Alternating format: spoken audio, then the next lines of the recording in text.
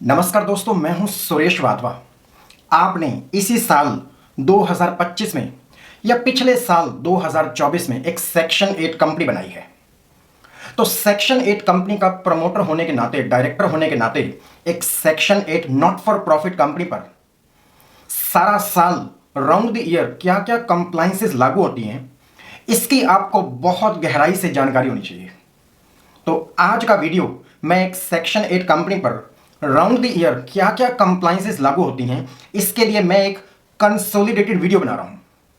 दोस्तों यकीन मानिए, इस वीडियो को सुनकर, इस वीडियो को देखकर, इस वीडियो को अपने जीवन में उतार कर आप हजारों हजारों लाखों रुपए की लेट फाइलिंग फीस, पेनल्टी से बच सकते हैं और अपनी सेक्शन 8 कंपनी को परफेक्टली सक्सेसफुली चला सकते हैं, इसे सस्टेन करा सकते हैं। तो दोस्तों, आज के इस वीडियो का मकसद बहुत ही बड़ा है। ये एक परपीचुअल वीडियो बनने जा रहा है। वीडियो स्वाभाविक है, बेहद लंबा हो सकता है। तो मेरा आपको सजेशन ये है कि वीडियो को आप 2-3 हिस्सों में भी देख सकते हैं। लेकिन मैं आपको वायदा कर सकता हूं, आज के इस वीडियो का मकसद किसी प्रकार से सोलिसिटेशन ऑफ सर्विसेज बिल्कुल नहीं हो सकता। आज के इस वीडियो का मकसद हजारों हजारों सेक्शन 8 कंपनीज जो देश की किसी न किसी सेवा में, किसी न किसी रूप से समाज की सेवा में लगी हुई हैं, उनकी सेवा करना है।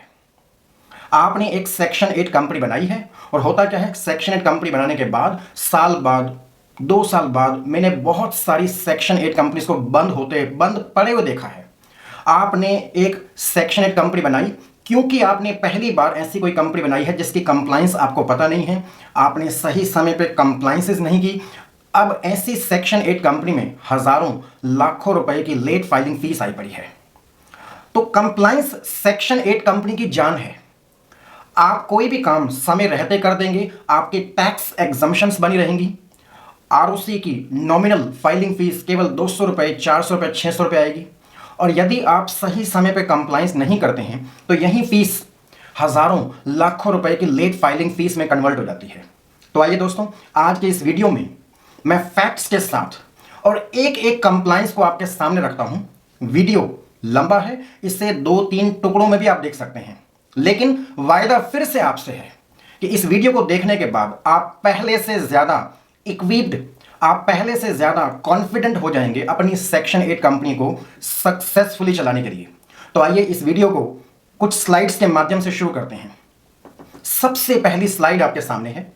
यह आपके सामने डेटा है कि पिछले 5 महीनों में इंडिया में कितनी कंपनियां बनी और उसमें से कितनी सेक्शन 8 कंपनीज बनी।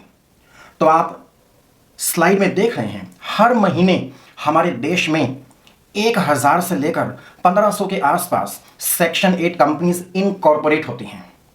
तो इन सेक्शन 8 कंपनीज की कंप्लायंस सबसे मोस्ट इंपॉर्टेंट है। कंप्लायंस को शुरू करने से पहले आज की इस वीडियो का मकसद है आपको इक्विप करना, आपको इंपावर करना। सबसे पहले आपको सेक्शन 8 कंपनी यदि आपने नई बनाई है तो आपको जानना होगा, अगर आपको इसकी आदत नहीं है, बोर्ड रेजोल्यूशन क्या होता है। दोस्तों, एक सेक्शन 8 कंपनी या कोई भी कंपनी, किसी कंपनी का कोई हाथ पैर मुंह नाक नहीं होता। तो कंपनी अपने फैसले लिख कर ही पब्लिक एट लार्ज को, रेगुलेटर्स को, अथॉरिटीज को बताती है। तो बोर्ड रेजोल्यूशन क्या है? A board resolution is a formal decision taken by the board of directors of a company at a meeting convened. तो जब भी कंपनी को कोई बड़ा फैसला लेना है, कंपनी को वो फैसला अपने स्टेक होल्डर्स को कम्युनिकेट करना कैसे करेगी? कंपनी के बोर्ड ऑफ डायरेक्टर्स एक पेपर तैयार करते हैं, एक डॉक्यूमेंट तैयार करते हैं कि आज इस कंपनी की मीटिंग हुई थी, उस मीटिंग में सभी डायरेक्टर्स शामिल थे या majority of the board was present, और ये फैसला लिया गया है और इस फैसले को कंपनी के बिहाफ पर एग्जीक्यूट करने के लिए इस व्यक्ति को ऑथराइज किया गया है। तो इस प्रकार के डॉक्यूमेंट को हम कहते हैं बोर्ड रेजोल्यूशन। अगर आप एक सेक्शन 8 कंपनी आपने अभी अभी बनाई है या आप पिछले 2-3 सालों से चला रहे हैं, तो आप पाएंगे सेक्शन 8 कंपनी के हर कदम पर आपसे बोर्ड रेजोल्यूशन मांगा जाता है। आप बैंक अकाउंट खुलवाना चाहते हैं, बैंक आपसे कहेगा बोर्ड रेजोल्यूशन लाइए। आप जीएसटी रजिस्ट्रेशन नंबर अप्लाई करना चाहते हैं, आप कोई लीज डीड साइन कर रहे हैं कंपनी के बिहाफ पर, हर एक बाहरी व्यक्ति जब आपकी सेक्शन 8 कंपनी से डील करेगा तो वो आपसे बोर्ड रेजोल्यूशन की डिमांड करेगा। तो बोर्ड रेजोल्यूशन आप चैट जीपीटी पे भी डाल सकते हैं, कि मुझे एक बैंक अकाउंट खुलवाना है, मेरी कंपनी का नाम एबीसी फाउंडेशन है, इसके लिए एक बोर्ड रेजोल्यूशन तैयार करके दीजिए। तो चैट जीपीटी आपको एक बेहतरीन बोर्ड रेजोल्यूशन का ड्राफ्ट, आपको उसे थोड़े से प्रॉम्प्ट्स बेहतर देने होंगे कि आपका ऑब्जेक्टिव क्या है। अगर आप चैट जीपीटी में बेसिक अपनी रिक्वायरमेंट्स डिटेल में लिख देते हैं तो यह आपके सामने एक बेहतरीन बोर्ड रेजोल्यूशन तैयार करके आपके सामने पेश कर सकता है, जिसे आप अपनी कंपनी के लेटर हेड पे निकालेंगे और साइन करके दे देंगे। और वायदा आपको मेरे से ये करना है कि जब भी आप कोई चीज़ चैट जीपीटी से ड्राफ्ट करते हैं तो उसे कम से कम 3 बार आप ज़रूर पढ़ेंगे कि क्या जो आप चाहते हैं लिखना वहीं निकल के आ रहा है। चैट जीपीटी पे एक बेहद सख्त कंट्रोल रिव्यू रखने की बहुत ज़रूरत है। तो आइए कंप्लायंस नंबर 1 शुरू करते हैं। कंप्लायंस नंबर 1 क्या है? अभी अभी आपने एक सेक्शन 8 कंपनी बनाई है, 2-4 महीने पहले या पिछले साल बनाई थी। सबसे पहले जैसे ही आप एक कंपनी बनाते हैं, जैसे आपकी कंपनी का इनकॉर्पोरेशन कंप्लीट होता है, तो आपके पास 5-6 ईमेल्स आपके रजिस्टर्ड ईमेल एड्रेस पे आ जाती हैं, जिसमें आपकी कंपनी का PAN card, TAN letter, PF registration number, ESIC registration number, GST registration यदि आपने अप्लाई किया है। तो आज की इस वीडियो में मैं जीएसटी रजिस्ट्रेशंस को बिल्कुल इग्नोर कर रहा हूं। मेरा ऐसा मानना है कि एनजीओ को जीएसटी रजिस्ट्रेशन नंबर लेने से बचना चाहिए। जीएसटी रजिस्ट्रेशन नंबर लेना आपके बेसिक चैरिटेबल करेक्टर के अगेंस्ट है, लेकिन उसके बावजूद अगर आपकी कोई एक्टिविटी खास तौर से कमर्शियल है तो उसके लिए जीएसटी रजिस्ट्रेशन नंबर लिया जा सकता है। But for the simplicity of this video I have not considered GST registration. So आपको कंपनी इनकॉर्पोरेट करने पर पैन कार्ड दिया गया है, टैन लेटर दिया गया है, पीएफ रजिस्ट्रेशन, ईएसआईसी, ये सारे के सारे रजिस्ट्रेशंस आपको सेव करके रख लेने हैं विद देयर। आप इनकम टैक्स डिपार्टमेंट की वेबसाइट पर जाके अपनी कंपनी का प्रोफाइल एक्टिवेट कर सकते हैं। PF registration number, ESIC registration, इनके मास्टर डॉक्यूमेंट्स को संभाल के रखिए। इनके लॉगिन आईडीज आपको मिले हैं, उन लॉगिन आईडी से आप लॉगिन कीजिए। पीएफ ईएसआईसी प्रोफाइल में कहीं आपसे पूछा जाता है कि आपके कितने एम्प्लॉइज हैं, तो अभी आपने क्योंकि कंपनी नई बनाई है, 0 एम्प्लॉइज पंच करके ऑनलाइन आप बता दीजिए पीएफ ईएसआईसी डिपार्टमेंट को कि अभी हमारे यहाँ 0 एम्प्लॉइज हैं। पीएफ ईएसआईसी रजिस्ट्रेशन नंबर आपको ज़बरदस्ती दिया गया है, आपके पास कोई चॉइस ही नहीं थी। बिना पीएफ ईएसआईसी रजिस्ट्रेशन को लिए कंपनी का इनकॉर्पोरेशन पॉसिबल ही नहीं था। तो अब आपको क्योंकि पीएफ ईएसआईसी रजिस्ट्रेशन नंबर दिया गया है तो प्रोफाइल को एक्टिवेट करके उसमें 0 एम्प्लॉइज रिपोर्ट कर दीजिए। नहीं तो 2-3 महीने बाद पीएफ डिपार्टमेंट, ईएसआईसी डिपार्टमेंट, इसके अधिकारी आपको नोटिस इशू कर सकते हैं कि हम आपके पास आ रहे हैं इंस्पेक्शन करने, आपका अटेंडेंस रिकॉर्ड चेक करेंगे, आपके वेजेस रजिस्टर चेक करेंगे, जबकि आप जानते हैं कि मेरी कंपनी में कोई एम्प्लॉय नहीं है।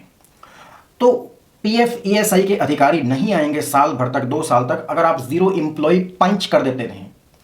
अगर आप ये प्रोफाइल एक्टिवेट करके 0 एम्प्लॉयज पंच नहीं करते हैं तो पीएफ डिपार्टमेंट, ईएसआईसी डिपार्टमेंट की विजिट आप बहुत जल्दी एक्सपेक्ट कर सकते हैं, जिससे आपको परेशानी होगी। उस परेशानी से बचने के लिए 0 एम्प्लॉइज पंच कीजिए और ये सारे master registrations with their user IDs संभाल कर रखिए। तो दोस्तों, दूसरा कंप्लायंस, कंपनी इनकॉर्पोरेट करने के बाद सबसे इंपॉर्टेंट दूसरा कंप्लायंस है कि कंपनी इनकॉर्पोरेट कर देने के 30 दिन के अंदर अंदर कंपनी के ऑडिटर्स का आपको चुनाव करना है कि आपकी कंपनी के ऑडिटर्स कौन होंगे। इस काम को बेहद ध्यान से कीजिए, बिना किसी जल्दबाजी के आपको यह काम करना है, बिना किसी जल्दबाजी के। कंपनी आपकी इनकॉर्पोरेट हुई है, इसके 30 दिन के अंदर आपको ऑनलाइन केवल ADT 1 फाइल करके रजिस्ट्रार ऑफ कंपनीज को इंटीमेट करना है कि ABCN कंपनी आपकी सेक्शन 8 कंपनी के ऑडिटर्स होंगे। इसमें मामूली सी 200 रुपये से लेकर 400-600 रुपये तक की फीस आती है। यदि आप 30 दिन में इन्फॉर्म नहीं कर पाए हैं तो ऐसा कोई आसमान नहीं फटने वाला है, आप 30 दिन के बाद भी इन्फॉर्म कर सकते हैं। वो जो 200 रुपये की फीस आ रही थी वो 400 या 600 हो जाएगी, जो 400 की फीस आ रही थी वो 800 या 1200 हो जाएगी। But you can take your time. ऐसी कोई ज़बरदस्ती नहीं है कि आपको 30 दिन के अंदर अंदर अपने ऑडिटर्स अपॉइंट करने हैं। यदि आपको समय लग रहा है तो इट्स एब्सोल्युटली ओके। जैसे ही आप एक कंपनी बनाते हैं, कंपनी बनाते ही आपके पास एक फ्लड आ जाती है बहुत सारी ईमेल्स की। कोई आपको वेबसाइट बनाना बेचना चाहता है, कोई आपको MSME का रजिस्ट्रेशन देना चाहता है, कोई आपको अपनी ऑडिट सर्विसेज देना चाहता है। तो कोई आपको बहुत एग्जॉस्टिव लिस्ट भेज देता है कि साहब ये सब कंप्लायंस हम आपके लिए करेंगे, जबकि मैं आपसे वायदा कर सकता हूँ उसमें से 70%, वो जो लिस्ट आपके पास आई है उसमें से 70% कंप्लायंस आप पे लागू ही नहीं होती in the first year of incorporation. तो उन एग्जॉस्टिव चेकलिस्ट को इग्नोर करते हुए अपना समय लीजिए और आराम से, बिल्कुल एकदम आराम से इस बात का फैसला कीजिए कि आपकी कंपनी के ऑडिटर्स कौन होंगे, वो इस फील्ड के कितने स्पेशलिस्ट हैं, कितने स्पेशलाइज्ड हैं, पहले से वो कितनी सेक्शन 8 कंपनीज का ऑडिट कर रहे हैं, वगैरह वगैरह। अपनी फुल सेटिस्फेक्शन के बाद अपना आप ऑडिटर्स को अपॉइंट कीजिए। तीसरा कंप्लायंस है, अब आपने ऑडिटर्स अपॉइंट कर लिए हैं, तीसरा कंप्लायंस है नीति आयोग की वेबसाइट के साथ अपना ऑनलाइन दर्पण रजिस्ट्रेशन नंबर लेना। तो दोस्तों, भारत सरकार का एनजीओ दर्पण पोर्टल है, जहां हर एक एनजीओ को सरकार से ऑनलाइन कनेक्ट करने की कोशिश, एक अटेम्प्ट किया जा रहा है। तो नीति आयोग की वेबसाइट पे दर्पण रजिस्ट्रेशन कराना बहुत ज़रूरी है। बिना दर्पण रजिस्ट्रेशन के बैंक आपका बैंक अकाउंट नहीं खोलेगा। तो दर्पण रजिस्ट्रेशन, जैसे ही आपकी कंपनी का इनकॉर्पोरेशन हो गया है, आप बैंक अकाउंट खोलने से पहले सबसे पहले आपको दर्पण रजिस्ट्रेशन कराना है। तो दर्पण रजिस्ट्रेशन एक ऑनलाइन रजिस्ट्रेशन है, वन टाइम ऑनलाइन रजिस्ट्रेशन है। बैंक अकाउंट खोलने के लिए एक मैंडेटरी रजिस्ट्रेशन है। कल को जब आप भविष्य में एफसीआरए का रजिस्ट्रेशन अप्लाई करेंगे तो उसके लिए भी सबसे पहला आधारभूत रजिस्ट्रेशन है दर्पण रजिस्ट्रेशन। तो दर्पण रजिस्ट्रेशन आपको लेना है, तभी आपका बैंक अकाउंट खुलेगा, नहीं तो बैंक इस डॉक्यूमेंट की आपसे रिक्वेस्ट करेगा। चौथा कंप्लायंस डिस्कस करते हैं। चौथा कंप्लायंस क्या है कि साहब, declaration of commencement of business. आपने एक सेक्शन 8 कंपनी बनाई है, ये कंपनी शेयर्स के द्वारा लिमिटेड है। अब आपको कंपनी बन जाने के 180 दिन के अंदर अंदर अपना बैंक अकाउंट खुलवाना है। बैंक अकाउंट खुलवाकर जो उसमें शेयर कैपिटल, जिस राशि से भी आपने ये कंपनी आपने शुरू की है, वो राशि बैंक अकाउंट में क्रेडिट करवा के आपको रजिस्ट्रार ऑफ कंपनीज को इन्फॉर्म करना है कि साहब, हमारा बैंक अकाउंट खुल चुका है, हमने शेयर कैपिटल अपने अपने हिस्से की जमा करा दी है। Declaration of commencement of business form 20A पे एक ऑनलाइन फॉर्म फाइल किया जाता है। इस फॉर्म को फाइल करते समय बैंक स्टेटमेंट के अलावा, आपकी कंपनी की बैंक स्टेटमेंट के अलावा, आप इस सेक्शन 8 कंपनी के डायरेक्टर हैं, तो कंपनी के प्रीमाइसेस के अंदर बैठकर, बाहर खड़े होकर, कंपनी की नेम प्लेट लगाकर आपको एक फोटोग्राफी भी करनी है और अपने ऑडिटर्स को सबमिट कर दीजिएगा कि साहब, हमारे लिए आप फॉर्म 20A फाइल कर दें। फॉर्म 20A फाइल करना बेहद ज़रूरी है। 180 दिन के बाद इस पर लेट फाइलिंग फ़ीस लगनी शुरू हो जाती है, तो लेट फाइलिंग फ़ीस से आपने हमेशा बचना है। और यदि आपने फॉर्म 20A कभी फाइल नहीं किया है तो रजिस्ट्रार ऑफ कंपनीज आपकी कंपनी पर 50,000 रुपये की पेनल्टी भी लगा सकता है। तो पेनल्टीज़ और लेट फाइलिंग फ़ीस की जानकारी होना, पेनल्टीज़ और लेट फाइलिंग फ़ीस को बचाने का सबसे पहला उत्तम तरीका है, जो कि आज की इस वीडियो का मकसद है। चलिए, चौथे के बाद पांचवा कंप्लायंस शुरू करती हैं। पांचवा कंप्लायंस है कि आपने जो सेक्शन 8 कंपनी बनाई है, इसमें 12AB और 80G का रजिस्ट्रेशन आपने अप्लाई करना है। तो 12AB और 80G के रजिस्ट्रेशन प्रोविजनल भी मिलते हैं और आजकल डायरेक्ट रेगुलर रजिस्ट्रेशन भी संभव है। प्रोविजनल रजिस्ट्रेशन टेम्परेरी होता है, ये केवल एक स्टॉप गैप अरेंजमेंट होता है। अगर आप अपनी सेक्शन 8 कंपनी में आराम से फूंक के कदम रखना चाहते हैं तो आप प्रोविजनल रजिस्ट्रेशन 12AB 80G का ले सकते हैं। लेकिन इसके विपरीत, यदि आपकी सेक्शन 8 कंपनी में आप कंपनी बनाते ही आपके सारे प्रोजेक्ट्स रेडी थे, आप कंपनी बनाते ही बहुत बड़े बड़े प्रोजेक्ट्स आपने शुरू कर दिए हैं, तो आप सीधा डायरेक्ट रेगुलर रजिस्ट्रेशन भी ले सकते हैं, जो कि 5 सालों के लिए वैलिड होंगे। प्रोविजनल रजिस्ट्रेशन की वैलिडिटी बेहद लिमिटेड होती है, 6 महीने, मात्र 6 महीने से 1 साल तक। अगर आप काम शुरू कर देंगे तो काम शुरू करने के 6 महीने के अंदर आपको प्रोविजनल को फिर फाइनल रजिस्ट्रेशन में कन्वर्ट कराना है। 12AB का रजिस्ट्रेशन एक बहुत ही बेसिक रजिस्ट्रेशन है आपके एनजीओ के लिए, जिसके द्वारा आप अपनी होने वाली इनकम पर टैक्स एग्जम्पशन क्लेम करेंगे। और 80G का रजिस्ट्रेशन आप अपने डोनर्स के लिए लेते हैं। जब आपके डोनर्स आपके एनजीओ को डोनेशन देंगे तो ऐसे में उनको अपनी टैक्स रिटर्न फाइल करते समय टैक्स में कुछ डिडक्शन मिलेगी, उसके लिए आपको 80G का रजिस्ट्रेशन अरेंज करना है। ये दोनों रजिस्ट्रेशन एक दूसरे के पूरक हैं, दोनों में एक दूसरे की जान बसती है। तो ये दोनों रजिस्ट्रेशन आपको ज़रूर लेने चाहिए। यदि आपकी एक्टिविटीज़ प्योरली रिलीजियस है तो आपको 80G के रजिस्ट्रेशन से बचना होगा। नेक्स्ट, कंप्लायंस नंबर 6, बहुत ही बेसिक, बहुत ही छोटी कंप्लायंस है। लेकिन इसके बावजूद इसकी लेट फाइलिंग फीस बेहद ज़्यादा है। तो क्योंकि आप एक सेक्शन 8 कंपनी के डायरेक्टर हैं, सरकार ने आपको डायरेक्टर आइडेंटिफिकेशन नंबर जारी कर रखा है, तो आपकी ड्यूटी बनती है कि आप साल में कम से कम एक बार 1 अप्रैल से लेकर 30 सितंबर के बीच कभी भी आप आरओसी की वेबसाइट पे जाएं, वहां अपना डिन नंबर डालें, आपके रजिस्टर्ड ईमेल एड्रेस पे, आपके रजिस्टर्ड मोबाइल नंबर पे एक ओटीपी आएगा, जिसे हम वेब बेस्ड वेरिफिकेशन कहते हैं। तो अगर आप किसी कंपनी में डायरेक्टर हैं, अगर आप एक कंपनी में डायरेक्टर हैं या 5 कंपनी में डायरेक्टर हैं, कैसे भी हैं, आपको एक बार ये बहुत बेयर मिनिमम कंप्लाइंस ज़रूर करनी है कि हर साल आप आरओसी की वेबसाइट पर जाते हैं और मोबाइल नंबर से, ईमेल एड्रेस पे आने वाले ओटीपी से आप वेरीफाई कर देते हैं कि आप डायरेक्टर आइडेंटिफिकेशन नंबर बनाए हुए हैं। यदि आप इस कंप्लाइंस से फेल हो जाते हैं तो 30 सितंबर के बाद ऑटोमेटिकली आपके डिन को ब्लॉक कर दिया जाता है, जिसे दोबारा रीएक्टिवेट करने के लिए सरकार आपसे 5,000 रुपये की लेट फाइलिंग फीस लेगी। तो पहली बार यदि आपने, इसकी कट ऑफ डेट देखी जाती है 31 मार्च को। एग्जाम्पल के लिए, क्या 31 मार्च 2025 को आपके पास डिन था? यदि था तो आपको ये कंप्लाइंस फाइनेंशियल ईयर 2025-26 के लिए करनी है और इसे हर साल आपको करना है। बहुत ही छोटी सी कंप्लाइंस, पहली बार ये कंप्लाइंस आप खुद से नहीं कर पाएंगे। पहली बार एक बहुत ही एग्जॉस्टिव वेरिफिकेशन के साथ DR6 भरा जाता है, DR3 भरा जाता है, और अगली बार से आप ओटीपी बेस्ड खुद ही इसे कर सकते हैं। तो आपको मेरे से वायदा करना है कि इस छोटी सी कंप्लाइंस की चूक की वजह से कभी भी आप 5,000 रुपये की लेट फाइलिंग फीस नहीं भरेंगे। Next, compliance number 7।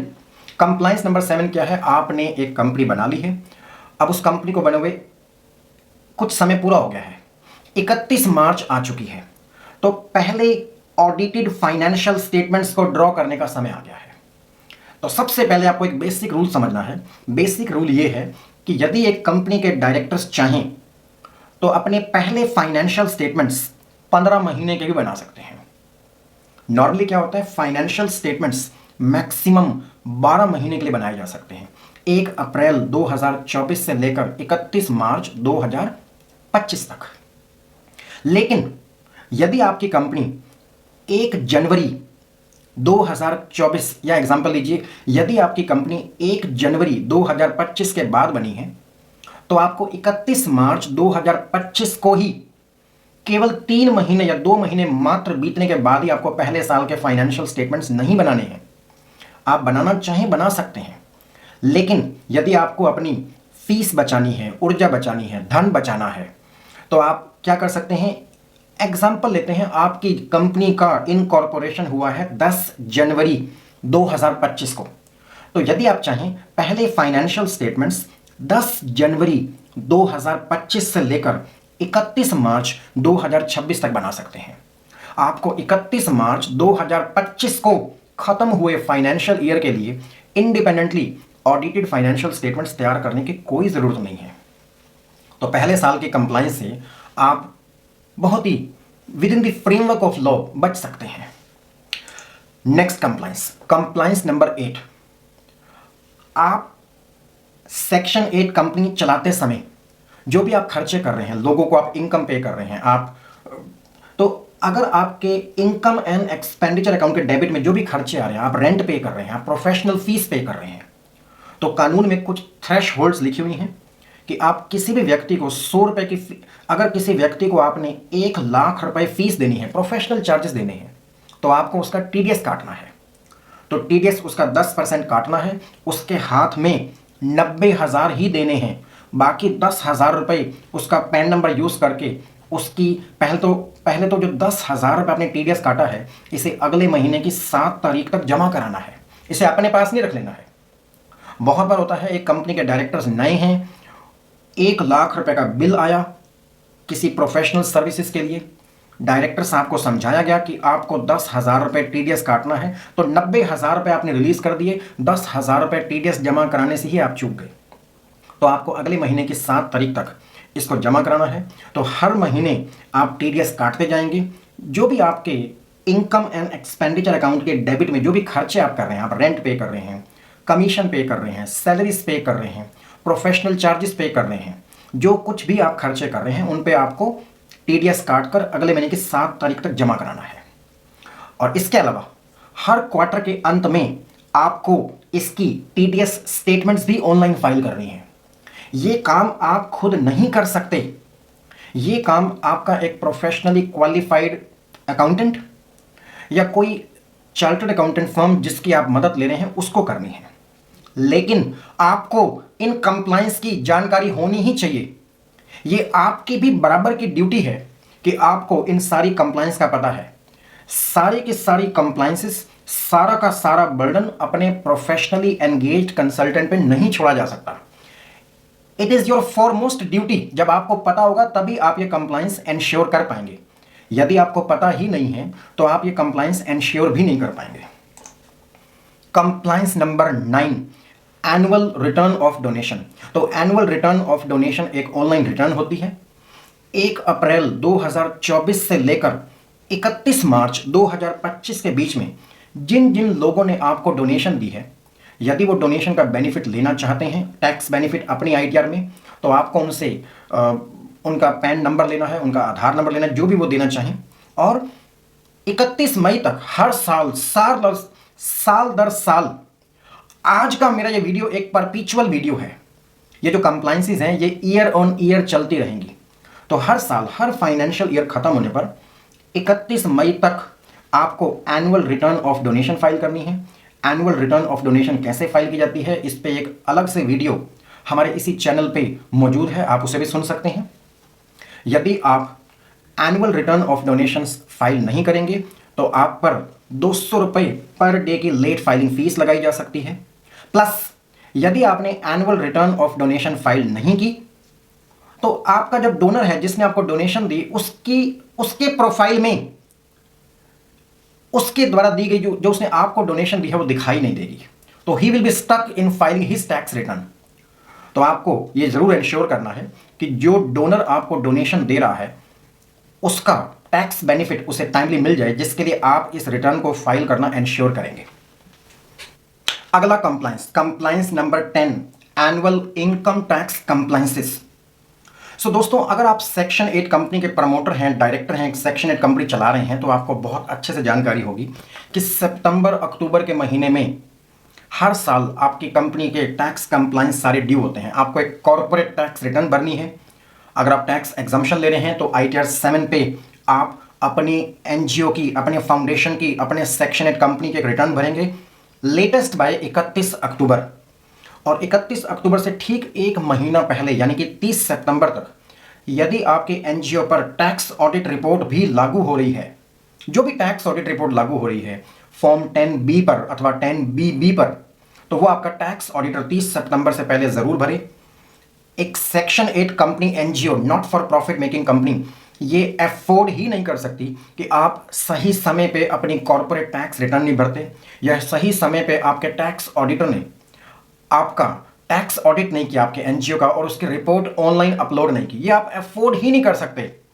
Income tax department tax return में देरी होने पर, टैक्स ऑडिट रिपोर्ट में देरी होने पर आपके उस साल के टैक्स एग्जम्पशन को ही फॉरफिट कर लेता है। तो यह आपको जरूर इंश्योर करना है। Next, compliance number 11, annual general meeting करना। और एनुअल जनरल मीटिंग के अलावा रजिस्ट्रार ऑफ कंपनीज की वेबसाइट पर 2 ऑनलाइन रिटर्न आपको जमा करानी है। तो ये क्या है, नॉर्मली हम मान के चलते हैं, सारे प्रोविजंस को हम लगाएं तो 30 सितंबर को या 30 सितंबर से पहले आपको अपनी कंपनी की एक एनुअल जनरल मीटिंग करनी है। आपके कंसल्टेंट्स आपको गाइड करेंगे, आपके कंपनी सेक्रेटरीज, आपके चार्टर्ड अकाउंटेंट्स। और 30 सितंबर तक यदि आपकी कंपनी की एनुअल जनरल मीटिंग कर ली गई है तो इससे जुड़ी हुई 2 ऑनलाइन रिटर्न्स, पहली रिटर्न है AOC 4 रिटर्न, यानी कि एनुअल फाइनेंशियल स्टेटमेंट्स जो आपने 31 मार्च 2025 को जो फाइनेंशियल ईयर खत्म हुआ था उसके एनुअल फाइनेंशियल स्टेटमेंट्स साइन करके, स्कैन करके आप रजिस्ट्रार ऑफ कंपनीज की वेबसाइट पर ऑनलाइन AOC 4 फॉर्म के माध्यम से अपलोड करते हैं, अपने डिजिटल सिग्नेचर लगा के, आपके कंसल्टेंट के डिजिटल सिग्नेचर लगा के। ये एक बहुत ही बेसिक कंप्लायंस है, लेकिन यदि इस कंप्लायंस से आप चूक गए तो ये कंप्लायंस बहुत भारी पड़ती है। भारी कैसे पड़ती है कि 100 रुपये पर डे के भाव से इसमें लेट फाइलिंग फीस आप पे लगाई जाती है। यदि आपकी कंपनी की एनुअल जनरल मीटिंग 30 सितंबर 2025 को होनी है, तो 29 अक्टूबर 2025 तक आपको AOC 4 form registrar of companies की वेबसाइट पे आपको अपलोड कर देना है। इसमें नॉमिनल सी फीस आती है 200 रुपये से 600 रुपये तक, डिपेंड करता है आपकी कंपनी की ऑथराइज्ड शेयर कैपिटल पर। लेकिन यदि आप इस रिटर्न को भरने से भूल गए तो 100 रुपये पर डे के भाव से जो मीटर चलना शुरू हो जाता है लेट फाइलिंग फीस का, फिर वो संभाले ही नहीं संभलती। इसी प्रकार से annual return of share holders and directors compliance number 12 कि साहब आपको आपने 30 सितंबर को अपनी कंपनी की एनुअल जनरल मीटिंग कर ली है, उसके 60 दिन के अंदर यानी कि मैक्सिमम बाय 29 नवंबर आप एक एनुअल रिटर्न भरेंगे ROC की वेबसाइट पर ऑनलाइन, और भरकर ये बताएंगे कि आपकी कंपनी में कौन कौन लोग शेयर होल्डर्स हैं, कौन कौन लोग डायरेक्टर्स हैं, कितने शेयर होल्डर आए, कितने डायरेक्टर्स आए, कितने गए। तो फिर से ये 2 फॉर्म सबसे ज़्यादा जिम्मेदार हैं आपकी कंपनी के सक्सेसफुली चलने के या आपकी कंपनी के फेल होने के। बहुत सारी सेक्शन 8 कंपनियां हमारे देश में अगर हर साल हज़ारों सेक्शन 8 कंपनियां बन रही हैं, तो सैकड़ों सेक्शन 8 कंपनियां ROC कंप्लायंस पूरे ना होने की वजह से बंद भी पड़ी हैं, जिसमें कोई काम नहीं हो रहा है। अब उसको कोई हाथ लगाने को तैयार नहीं है, तो हमें इसे बहुत ध्यान से समझना है। Compliance number 14, filing of online annual return on FC4। अगर आपके फाउंडेशन के पास, आपकी सेक्शन 8 कंपनी के पास यदि FCRA का मास्टर रजिस्ट्रेशन है या प्रायर अप्रूवल है, तो क्योंकि एक वीडियो कंसोलिडेटेड वीडियो है सभी प्रकार की सेक्शन 8 कंपनी की कंप्लायंस को एड्रेस करने के लिए, तो यदि आपकी सेक्शन 8 कंपनी में आपके पास FCRA का मास्टर रजिस्ट्रेशन है, तो 31 मार्च हर साल बीत जाने के बाद latest by 31 December every year you have to file online. आपको एक ऑनलाइन रिटर्न फाइल करनी है फॉर्म नंबर FC4 पर, और ministry of home affairs FCRA wing को इन्फॉर्म करना है, इंटीमेट करना है कि पिछले साल आपकी संस्था ने कितने दान दिए, कितनी फॉरेन डोनेशंस ली, कौन कौन से कंट्री से ली, उन लोगों के क्या नाम पते हैं, और उस फॉरेन कंट्रीब्यूशन को इंडिया में आपने यूटिलाइज कैसे किया है, कितना आपको फॉरेन कंट्रीब्यूशंस पे ब्याज मिला है। एक बहुत ही एग्जॉस्टिव FC4 रिटर्न होती है। इसको भी अगर आपके NGO ने मान लीजिए हाल फिलहाल में अभी आपको FCRA का रजिस्ट्रेशन मिला है और पिछले साल आपने कोई फॉरेन डोनेशन रिसीव नहीं की है, filing of even nil return is mandatory. अगर आप FCRA की नील रिटर्न भी फाइल नहीं करते तो आप पे 3000 रुपए की कंपाउंडिंग फीस लगाई जाती है। और यदि आपकी संस्था ने, यदि आपकी सेक्शन 8 कंपनी ने फॉरेन डोनेशंस रिसीव किया है और आप FC4 फाइल करने से चूक जाते हैं 31 दिसंबर तक, तो आप पे बहुत ही हैवी पेनल्टी लगाई जाती है, जो कि मैक्सिमम हो सकती है। आपने जितनी फॉरेन कॉन्ट्रीब्यूशंस रिसीव की है उसका 5% या मिनिमम 1 लाख रुपए, इन दोनों में से जो भी ज़्यादा है। तो मान लीजिए आपके फाउंडेशन ने 50 लाख रुपए की फॉरेन कॉन्ट्रीब्यूशंस रिसीव किए हैं, तो मान के चलिए आप मान के चलिए कि 50 लाख रुपए का 5% 2,50,000 रुपए आपकी पेनल्टी आ जाएगी। Can we afford delay in filing of form FC4 return? No. तो आपको ये जानकारी होनी ही चाहिए। तो इन कंप्लायंसेस को आपने ध्यान रखना है, इसको साल दर साल आपने इंश्योर करना है, तभी आप अपनी रिटर्न को, तभी आप अपनी कंपनी को सक्सेसफुली सस्टेनेबली चला सकते हैं और समाज में सचमुच में एक बदलाव ला सकते हैं। नहीं तो जो आपने सेक्शन 8 कंपनी बनाई है, जो आप सेक्शन 8 कंपनी चला रहे हैं, जो आप एक तरफ से आप कमा रहे हैं, एक तरफ वो लेट फाइलिंग फीस और पेनल्टीज में ही जा रहा है, तो ऐसा बिल्कुल नहीं होगा। अगर आप इस वीडियो को बार बार सुनेंगे, बार बार देखेंगे, वीडियो यदि लंबा लगे तो आपको मैंने पहले ही एडवाइस किया है कि इस वीडियो को आप 2-3 पीसेस में सुन सकते हैं। तो सेक्शन 8 कंपनी को और ज़्यादा आपको एम्पावर करने के लिए ये वीडियो मैंने आपके सामने रखा है। आप इस पर ज़रूर कमेंट करेंगे कि आपको ये वीडियो कैसा लगा, और किसी भी और जानकारी के लिए आप मुझे लिखेंगे तो मुझे बहुत खुशी होगी। Thank you so much. Thank you.